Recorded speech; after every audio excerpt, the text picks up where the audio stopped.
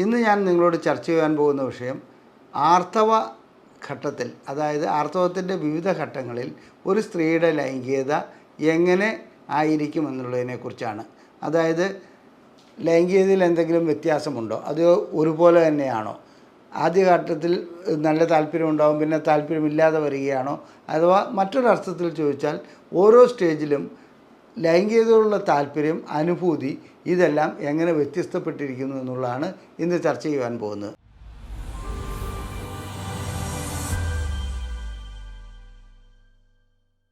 ഞാൻ ഡോക്ടർ അജയൻ വർഗീസ്, കോഴിക്കോട് ജില്ലയിൽ കുന്നമംഗലം പന്തീർപ്പാടത്തുള്ള institute of sexual and reproductive medicine എന്ന സ്ഥാപനത്തിൻ്റെ ഡയറക്ടറാണ്. International association of sexual medicine practitioners modern medicine എന്ന അസോസിയേഷൻ്റെ ചെയർമാനുമാണ്. ഇന്ന് ഞാൻ നിങ്ങളോട് ചർച്ച ചെയ്യാൻ പോകുന്ന വിഷയം ആർത്തവ ഘട്ടത്തിൽ, അതായത് ആർത്തവത്തിൻ്റെ വിവിധ ഘട്ടങ്ങളിൽ ഒരു സ്ത്രീയുടെ ലൈംഗികത എങ്ങനെ ആയിരിക്കും എന്നുള്ളതിനെക്കുറിച്ചാണ്. അതായത് ലൈംഗികതയിൽ എന്തെങ്കിലും വ്യത്യാസമുണ്ടോ, അത് ഒരുപോലെ തന്നെയാണോ, ആദ്യഘട്ടത്തിൽ നല്ല താല്പര്യമുണ്ടാകും പിന്നെ താല്പര്യമില്ലാതെ വരികയാണോ, അഥവാ മറ്റൊരർത്ഥത്തിൽ ചോദിച്ചാൽ ഓരോ സ്റ്റേജിലും ലൈംഗികതയോടുള്ള താല്പര്യം, അനുഭൂതി ഇതെല്ലാം എങ്ങനെ വ്യത്യസ്തപ്പെട്ടിരിക്കുന്നു എന്നുള്ളതാണ് ഇന്ന് ചർച്ച ചെയ്യാൻ പോകുന്നത്. നമുക്കറിയാം, സാധാരണ ലൈംഗികത അനുഭവപ്പെടുന്നത്, അതായത് ഒരു സ്ത്രീയെ സംബന്ധിച്ചിടത്തോളം അവരുടെ ആർത്തവ ചക്രം എന്ന് പറയുന്നത് 28 ദിവസമാണ്. ഇത് ചില സ്ത്രീകളെ സംബന്ധിച്ചിടത്തോളം 30-32 ആകാറുണ്ട്. ചില PCOD പോലുള്ള അസുഖങ്ങളുള്ള ചില സ്ത്രീകൾക്ക് അതിനപ്പുറത്തേക്ക്, അതായത് 45-50 വരെയൊക്കെ പോകാറുണ്ട്. ചിലർക്ക് അതിലും കൂടുതൽ പോകാറുണ്ട്. എന്നിരുന്നാലും നാം സാധാരണഗതിയിൽ ഇതിനെ കണക്കിലെടുക്കുന്നത് 28 ദിവസം എന്നുള്ളതാണ്. 28 ദിവസത്തിൽ രക്തം എന്നാണോ കാണുന്നത് അന്ന് മുതൽ 14-ാം ദിവസം വരെ ഒരു ഘട്ടം, അതിനുശേഷം 14-ാം ദിവസം മുതൽ അടുത്ത 28-ാം തീയതി വരെ മറ്റൊരു ഘട്ടം. എന്നാൽ 4 ഘട്ടങ്ങളായി നമ്മൾ ഇതിനെ തരംതിരിക്കുന്നുണ്ട്. അതിലേക്ക് വരാം. ആദ്യം ഈ അണ്ടോൽപാദനം നടക്കുന്നത് രക്തം എന്ന് കാണുന്നു അതിൻ്റെ 14-ാം ദിവസമാണ്. ആ 14 ദിവസം കഴിഞ്ഞാൽ പിന്നെയുള്ള അടുത്ത ആർത്തവം ഉണ്ടാകുന്നതിന് വേറൊരു 14 ദിവസം. അങ്ങനെയാണ് 14-ഉം 28ആയിട്ടാണ് ഇതിനെ കണക്കിലെടുക്കാറുള്ളത്. അതായത് 14-ാം ദിവസം കറക്റ്റായിട്ട് അണ്ടോൽപാദനം നടക്കുന്നുവെന്ന് നാം കണക്കിലെടുക്കുന്നു. എന്നാൽ ചില സ്ത്രീകൾക്ക് ഇത് 16-ാം ദിവസമാകും. അങ്ങനെ ആകുമ്പോൾ എന്നാണോ അണ്ടോൽപാദനം നടക്കുന്നത് അതിൻ്റെ 14 ദിവസം കഴിഞ്ഞിട്ടാണ് അടുത്ത ആർത്തവം ഉണ്ടാകുന്നത്. ആ കണക്കിൽ വലിയ തെറ്റ് വരാറില്ല. അതായത് അണ്ടോൽപാദനം എന്ന് നടക്കുന്നു അന്ന് മുതൽ 14-ാമത്തെ ദിവസം ആർത്തവം ഉണ്ടാകുമെന്നുള്ളത് വളരെ വ്യക്തമാണ്. നമുക്ക് എന്ന് അണ്ടോൽപാദനം ഉണ്ടായി എന്നുള്ളത് നമുക്ക് കണ്ടുപിടിക്കുവാൻ ഇന്ന് ചില ടെസ്റ്റുകളുണ്ട്.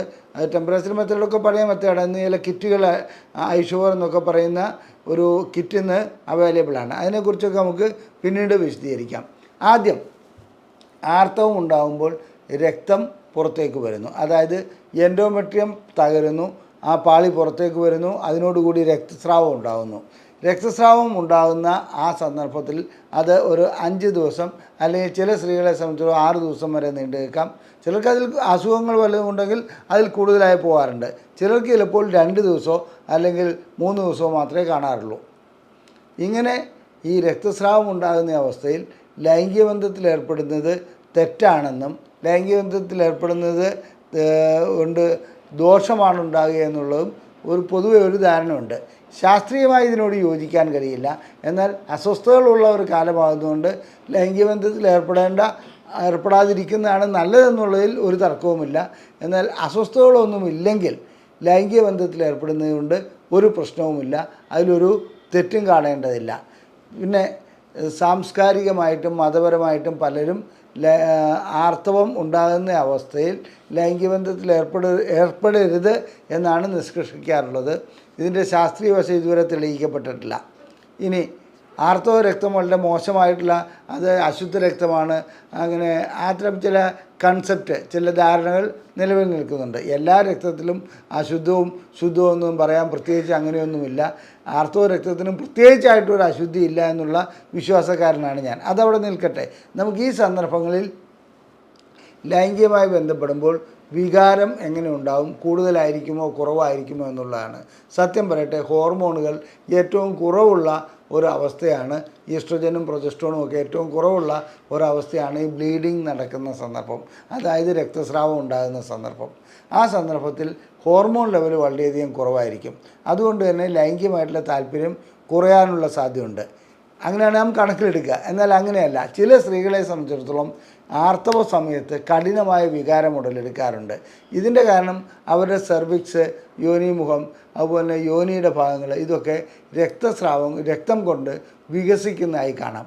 ഇതുകൊണ്ടായിരിക്കാം, വ്യക്തമായി തെളിയിക്കപ്പെട്ടിട്ടില്ലെങ്കിലും ഇതുകൊണ്ടായിരിക്കാം ചില സ്ത്രീകൾക്ക് അതികഠിനമായ ലൈംഗിക താല്പര്യം ഈ സന്ദർഭങ്ങളിൽ അനുഭവപ്പെടാറുണ്ട്.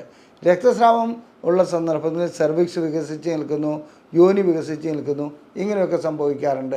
അതുകൊണ്ടാണ് ലൈംഗിക താല്പര്യം കൂടുതലായി കാണപ്പെടുന്നതെന്ന് അനുമാനിക്കപ്പെടുന്നു.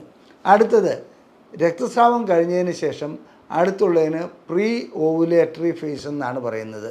അത് പ്രീ ഓവുലേറ്ററി ഫേസ് എന്ന് പറഞ്ഞിട്ടുണ്ടെങ്കിൽ അണ്ടം ഉണ്ടാകാൻ പോകുന്ന, അണ്ടം പുറത്തേക്ക് വരാൻ പോകുന്ന അവസ്ഥ. ആ അവസ്ഥയിൽ ടെസ്റ്റോസ്റ്ററോണും ഈസ്ട്രോജനും ഹോർമോണും അതുപോലെ തന്നെ പ്രൊജസ്ട്രോൺ ഹോർമോണും കൂടി വരുന്നു.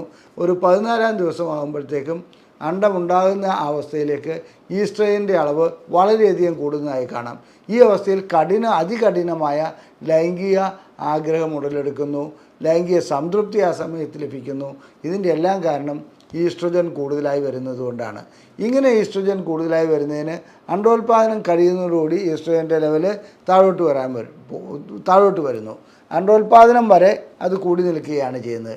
അതൊരു അണ്ടോൽപാദന സമയത്ത് ലൈംഗിക ബന്ധത്തിൽ ഏർപ്പെടുവാനുള്ള ഒരു മെക്കാനിസം തന്നെയാണോ ഇതെന്നുള്ളത് സംശയിക്കേണ്ടിയിരിക്കുന്നു. അപ്പോൾ അണ്ടോൽപാദനം നടക്കുന്നതോടുകൂടി വീണ്ടും നമ്മുടെ ഒരു 2-3 ദിവസത്തിന് ഓവുലേറ്ററി ഫേസ് എന്ന് പറയാൻ പറ്റും. അല്ലെങ്കിൽ 1-2 ദിവസം അതിനകത്തുണ്ടാവുകയുള്ളൂ. ആ ചുരുങ്ങിയ കാലയളവിൽ കഠിനമായ ലൈംഗിക താല്പര്യം എല്ലാ സ്ത്രീകൾക്കും അനുഭവപ്പെടുന്നുണ്ട്. ഇനി അതിന് ശേഷം താഴോട്ട് വരുന്ന അവസ്ഥ, അവിടെ ലൂട്ടിയൽ ഫേസ് എന്നാണ് പറയുന്നത്. ആ ലൂട്ടിയൽ ഫേസ് എന്ന് പറഞ്ഞിട്ടുണ്ടെങ്കിൽ അണ്ടോൽപാദനം നടന്നു, അതിനുശേഷം അടുത്ത ആർത്തവ കാലഘട്ടം വരെയാണ്. ആ കാലഘട്ടത്തിൽ ലൈംഗികമായിട്ടുള്ള താല്പര്യം താരതമ്യേന കുറയും. എന്ന് പറഞ്ഞിട്ട് ഈ 3 കാലഘട്ടത്തിലും ലൈംഗികമായിട്ട് താല്പര്യം ഇല്ലാതാകുമെന്ന് ആരും പറയുന്നില്ല. ലൈംഗികമായിട്ടുള്ള താല്പര്യം ഉണ്ടാകും, പക്ഷേ അണ്ടോൽപാദനം നടക്കുന്ന സമയത്താണ് ഏറ്റവും കൂടുതലായിട്ടുള്ള താല്പര്യം ഉണ്ടാകുന്നു എന്നുള്ളതാണ് പറഞ്ഞത്. അടുത്ത മെൻസസിലേക്ക് പോകുമ്പോൾ, അടുത്ത പീരീഡിലേക്ക്, ആർത്തവത്തിലേക്ക് പോകുമ്പോൾ അതിന് പ്രീ മെൻസുറൽ ടെൻഷൻ അവിടെ ഉണ്ടാകാറുണ്ട്. അതായത് മെൻസസ് ആകുന്നതിന് മുമ്പ് ചില അസ്വസ്ഥതകൾ സ്ത്രീകളിൽ ഹോർമോൺ വ്യതിയാനം കൊണ്ട് വരാറുണ്ട്. അങ്ങനെയുള്ള അസ്വസ്ഥ കാലഘട്ടത്തിൽ ചിലർക്ക് ലൈംഗികത അരോചകമായി തോന്നാറുണ്ട്, ചിലർക്ക് ദേഷ്യം വരുന്നു, അതുപോലെ തന്നെ ഉത്കണ്ഠ വരുന്നു, ഇങ്ങനെയൊക്കെയുള്ള കാര്യങ്ങളുണ്ടാകാറുണ്ട്. അത്തരം വ്യക്തികൾക്ക് ലൈംഗികമായിട്ട് ബന്ധപ്പെടാനുള്ള താല്പര്യം ആ സമയത്ത് കുറയുന്നതായി കാണുന്നുണ്ട്.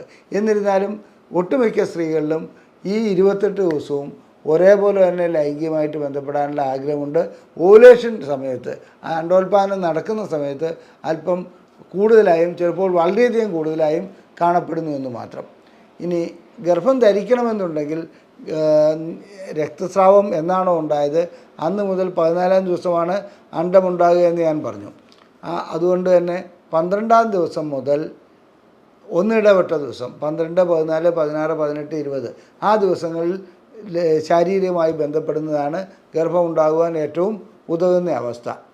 ഇനി ലൈംഗികമായിട്ട് ബന്ധപ്പെടുന്നതിൽ ഏതെങ്കിലും മറ്റ് അസുഖങ്ങളുണ്ടെങ്കിൽ, അതായത് വേദനയോ ബുദ്ധിമുട്ടോ ഉണ്ടെങ്കിൽ അത് ആർത്തവചക്രവുമായി ബന്ധപ്പെട്ടതല്ല, പല രീതിയിലും അത് ബാധിക്കാറുണ്ട്. അതിന് വേറെ രീതിയിലുള്ള ചികിത്സയാണ് ആവശ്യം. താല്പര്യം കുറയുന്നു എന്ന് പറഞ്ഞിട്ടുണ്ടെങ്കിൽ നാം ആദ്യം ഒരു സ്ത്രീയോട് ചോദിക്കേണ്ടത് ആർത്തവത്തിൻ്റെ പകുതി ഘട്ടത്തിൽ, അതായത് ആർത്തവചക്രത്തിൻ്റെ പകുതി ഭാഗത്ത് വെച്ച് നിങ്ങൾക്ക് ലൈംഗികമായിട്ട് നല്ല താല്പര്യം ഉണ്ടാകാറുണ്ടോ എന്നുള്ളതാണ്. ആ താല്പര്യമില്ലെങ്കിൽ അവരുടെ ഹോർമോൺ ലെവലുകൾ ടെസ്റ്റ് ചെയ്യണം, അതുപോലെ തന്നെ അവരുടെ യോനി പരിശോധിക്കേണ്ടതുണ്ട്, അവരുടെ ക്ലൈറ്റോറിസ് പരിശോധിക്കേണ്ടതുണ്ട്, അവരുടെ മറ്റ് ടെസ്റ്റുകളെല്ലാം ചെയ്തതിന് ശേഷം എന്താണ് ഈ ലൈംഗികമായിട്ടുള്ള താല്പര്യം ഇല്ലാത്തതിൻ്റെ കാരണമെന്ന് കണ്ടുപിടിക്കണം. അതിനനുസരിച്ചുള്ള ചികിത്സകളിലേക്ക് പോകേണ്ടതുണ്ട്. ഒരു സ്ത്രീക്ക് ലൈംഗിക താല്പര്യമില്ല എന്ന് പറഞ്ഞാൽ അടിസ്ഥാനപരമായിട്ട് അവർക്ക് എന്തോ അസുഖമുണ്ടെന്നുള്ളതാണ് മനസ്സിലാക്കേണ്ടത്.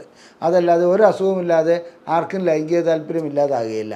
അപ്പോൾ ലൈംഗിക താല്പര്യം ഇല്ലാതാകുന്നതിൻ്റെ കാരണം എന്താണെന്ന് കണ്ടുപിടിക്കാൻ ഇന്ന് വ്യക്തമായ പരിശോധനകളുണ്ട്. അത്തരം പരിശോധനകൾ നടത്തി അതിൻ്റെ കാരണം കണ്ടുപിടിക്കണം. കാരണം കണ്ടുപിടിച്ചതിന് ശേഷം അതിനുള്ള ചികിത്സകൾ നൽകുവാൻ ഇന്ന് സംവിധാനങ്ങളുണ്ട്. സ്ത്രീക്കാകട്ടെ പുരുഷനാകട്ടെ ലൈംഗിക പ്രശ്നങ്ങൾ ചികിത്സിക്കുന്ന ഒരു സ്ഥാപനമാണ് ISRM. ഇത് കോഴിക്കോട് ജില്ലയിൽ കുന്നമംഗലം പന്തീർപ്പാടത്ത് സ്ഥിതി ചെയ്യുന്നു. നിങ്ങൾക്ക് ഞങ്ങളുടെ ചികിത്സയെക്കുറിച്ച് അറിയണമെന്നുണ്ടെങ്കിൽ ഞങ്ങളുടെ ബുക്ക്ലെറ്റുകൾ ഞങ്ങൾ സൗജന്യമായി നൽകുന്നതാണ്.